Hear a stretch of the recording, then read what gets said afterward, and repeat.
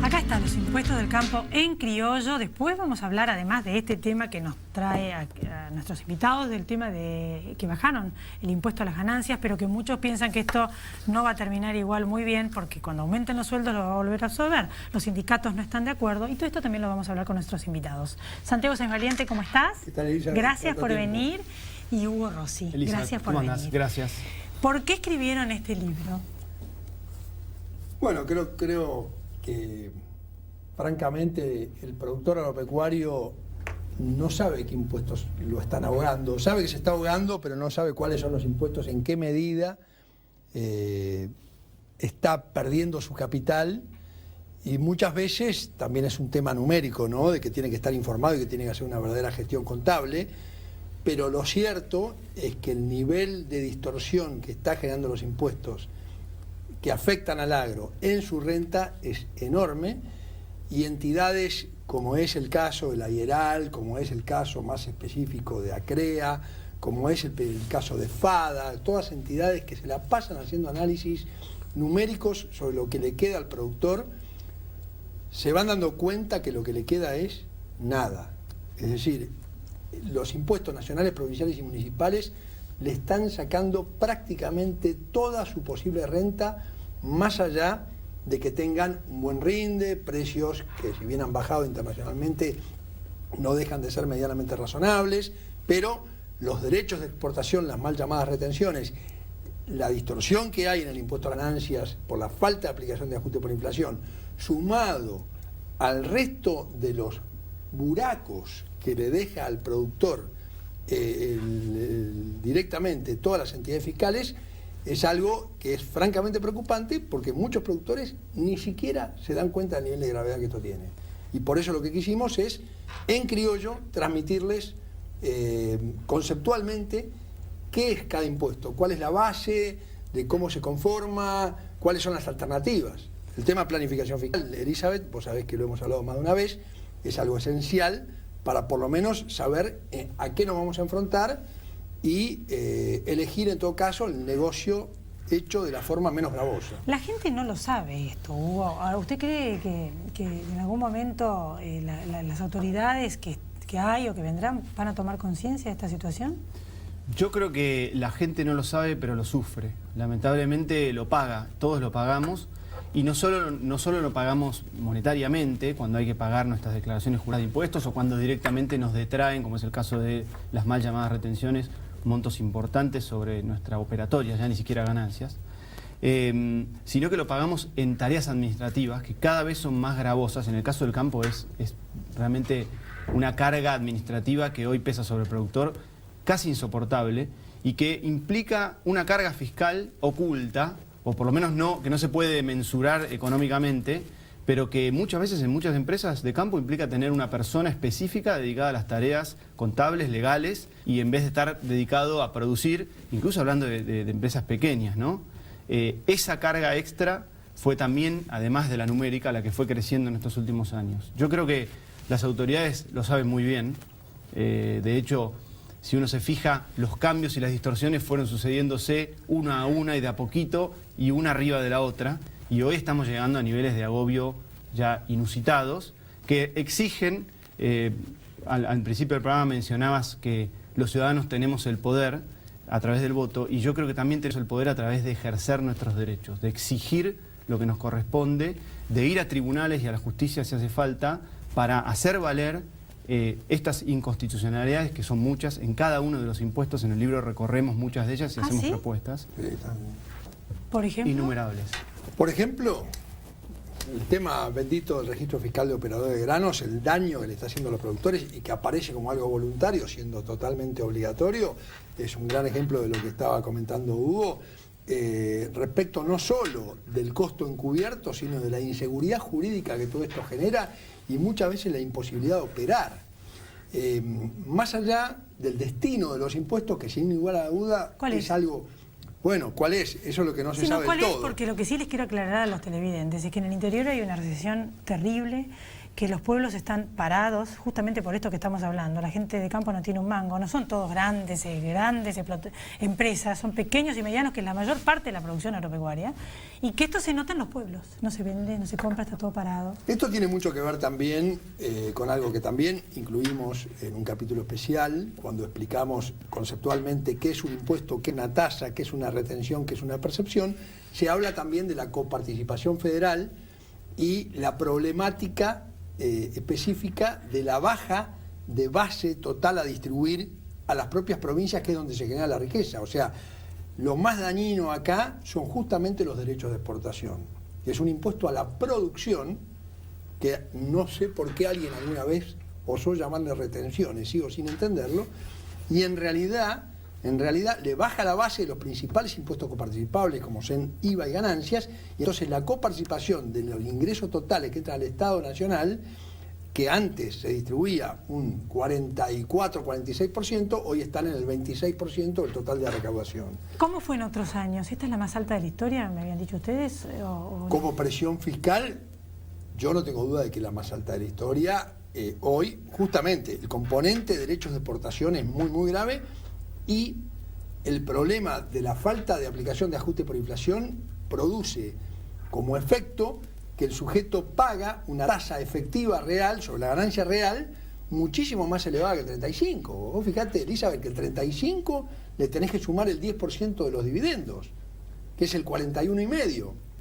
Y a eso, el hecho de que no haya una corrección por inflación para llegar a un resultado real, o lo más real posible, se produce una tasa de ganancia solo arriba del 52-53%. Ahora, ellos cobran las retenciones bajó la soja y sigue lo mismo. O sea, el productor no tiene plata, pero las retenciones son como cuando la soja valía una fortuna. O sea, es algo que no se entiende. Las retenciones son, desde el punto de vista de la técnica impositiva, objetivamente un impuesto malo, digamos. No hay forma de explicarlas si no es por la mera recaudación y la facilidad que tienen en recaudar. Ahora, hoy el fisco, no solo el nacional, sino las direcciones de rentas provinciales, como puede ser ARBA en la provincia de Buenos Aires, no son los de hace 40, 50 años sin herramientas para fiscalizar, para detectar. Hoy tienen un montón de herramientas, hasta satelitales, de calibración en el campo. Sí, los vuelven locos. Me contaron la gente que los vuelven locos. Exactamente, todo, pero no a pesar trabajar. de tener esas herramientas que son válidas, digamos, hasta un cierto límite serían válidas para poder detectar y para poder comparar si las declaraciones juradas son correctas, a pesar de eso, como es más fácil, el fisco sigue optando por impuestos como estas mal llamadas retenciones o el mismo ingresos brutos, por la facilidad que tienen en su recaudación, cuando en realidad lo justo y lo equitativo sería atender a impuestos, como puede ser el impuesto a las ganancias, que realmente, pasa lo que vos decís, respetan los costos de una estructura de una empresa. No es lo mismo tener un año bueno que un año malo, y por ende uno puede tener o no ganancias, y ahí dependerá si paga o no. Bueno, en las retenciones no. Yo cosecho 100 kilos de soja en esta hectárea o 3.000, en cualquier caso me sacan el 35. Bueno, yo lo que noté es eso, la preocupación de la gente. Están endeudados con máquinas, no saben si van a poder pagar las deudas de las máquinas que sacaron, que a su vez el Estado se las dio y ahora no saben si las van a poder pagar porque no les cierran los números por esto que me están diciendo, más la inflación y el aumento en dólares. Y esto se nota en los pueblos, que después lo vamos a hablar con Monteverde, el efecto no multiplicador. ¿Y qué posibilidades hay de que esto se...? ¿Por qué no graban otros sectores? La minería, el juego, la finanza, no se entiende. O sea, de que esta matriz cambie, ¿no? ¿Por qué con el campo, que aparentemente todos los economistas me dijeron que era el sector más, diríamos, más generador de riqueza en Argentina? Yo creo que es el sector que debiera generar más riqueza en Argentina. No sé si hoy lo genera, pues no lo dejan. Imagínate que producir alimentos para 440 millones de habitantes, que es lo que se calcula, que se podría llegar a eso, no es lo que es hoy, evidentemente que es un efecto multiplicador enorme a través de, en forma indirecta, y lo cierto es que la Argentina es un país de raíz agropecuaria, que después eso se agregue más valor, pero eso no quiere decir que no haya valor detrás de las semillas y de toda la actividad propia primaria. Pero el problema mayor que tenemos acá es que la falta de equidad. Esto ya no es un tema de sectores, bueno, repele la cabeza aquel, el otro sector. El impuesto a las ganancias, por ejemplo, tiene que ser igual para todos y sin embargo, justamente para el agro, es al que más lo castigan a través de los precios de mercado supuestamente transparentes de sus granos y en consecuencia le aplican un impuesto que se llama a la ganancia por tenencia, simplemente por tener el grano, a pesar de no haber hecho ningún tipo de transferencia, ningún tipo de venta. El incremento del precio ya se considera un aumento y entonces patrimonio y entonces una ganancia, cuando en realidad ni siquiera se contempla que gran parte de ese precio es inflación pura. Ahora, bueno, quizás Entonces, esto ya es una cuestión de decisiones políticas donde cada político le va a hacer hincapié en una presión en un sector en otro. En esta época fue en el sector agropecuario, también en la gente común, donde pagan impuestos a las ganancias las personas que trabajan con un sueldo, todo el mundo. Y ahora bajaron el impuesto a las ganancias y hay descontento de los sindicatos. ¿Va a ser útil esto? Sí, yo te quería comentar previamente que allí tenemos propuestas. ¿No, Hugo? El último capítulo está lleno de nuestras propuestas para modificar la estructura tributaria argentina. Bueno, ahora me lo dicen lo de la estructura tributaria, pero lo de las ganancias de los trabajadores, que no se puede creer también. La gente que trabaja, que tiene un sueldo, son millonarios, no sé. Mira, por lo pronto, lo primero que te puedo decir, falta todavía, por lo menos hasta hoy que estamos charlando, la resolución para saber realmente los detalles y cómo se va a implementar. Pero dejando eso a salvo, por lo pronto lo que es claro es que el anuncio sale en un momento en el que todavía no están cerradas casi ninguna paritaria. Por ende, lo que va a ocurrir muy probablemente, vamos a hacer los cálculos una vez que se cierren las paritarias, es que esta supuesta rebaja en el impuesto a las ganancias para el salario probablemente va a terminar en casi todos los casos licuada cuando se vengan los aumentos por las paritarias. O sea que es un anuncio, por más que digan que puede llegar a ser retroactivo al mes de enero o febrero, es un anuncio bastante poco efectivo. Seguramente digamos. Por eso están desconformados. El señor es abogado, sí, es abogado. Y es más político que yo. Yo lo que quiero decir, simplemente un segundo de esto, ¿cuál es la reforma que es el nivel de desnaturalización que le han hecho al impuesto a las ganancias a partir del año 2013 con el decreto que toma como base para saber si el sujeto paga o no impuesto el año 2013, de enero a agosto. Cosa absolutamente ridícula. Gente que ganaba menos de 14.000 pesos antes y hoy gana 50, 60, 70.000 pesos mensuales, no paga impuesto.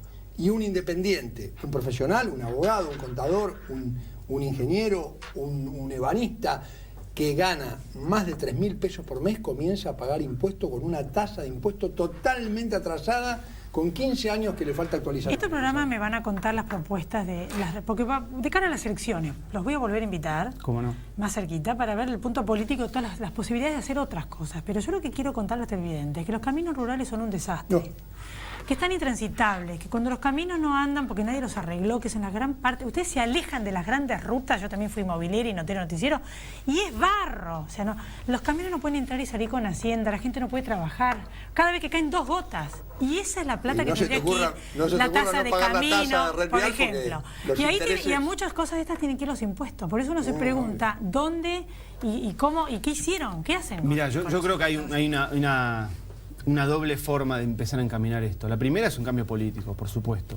Pero ese cambio político, que va a ser mucho más complejo y va a requerir de largas negociaciones entre el gobierno nacional, los gobernadores, los intendentes, tiene que ser también empujado e impulsado desde abajo por los ciudadanos con esto que decíamos antes, ejercer los derechos, exigir, reclamar. Si hay distorsiones, Santiago hablaba del tema de falta de ajuste por inflación en ganancias. Tenemos antecedentes positivos de los años 2002, 2003, después de la crisis del 2001, en los cuales, dada esa crisis y justamente el tipo de cambio, hubieron fallos que permitieron ajustar extraordinariamente por inflación el impuesto a las ganancias. Ese es un ejemplo positivo de que recurriendo a la justicia se puede generar ese cambio. Bueno, lo ideal sería la equidad, ¿no? Y que no sea solo un sector, sino que se graben todos los demás sectores. Hay algunos candidatos que proponen, porque la verdad que este sector está totalmente asfixiado y ustedes se están dando cuenta de ello. Les agradezco mucho, la presentación es la próxima semana y nos volvemos a encontrar en otro momento. Después de la pausa vamos a ver cómo afecta todo esto y qué futuro nos espera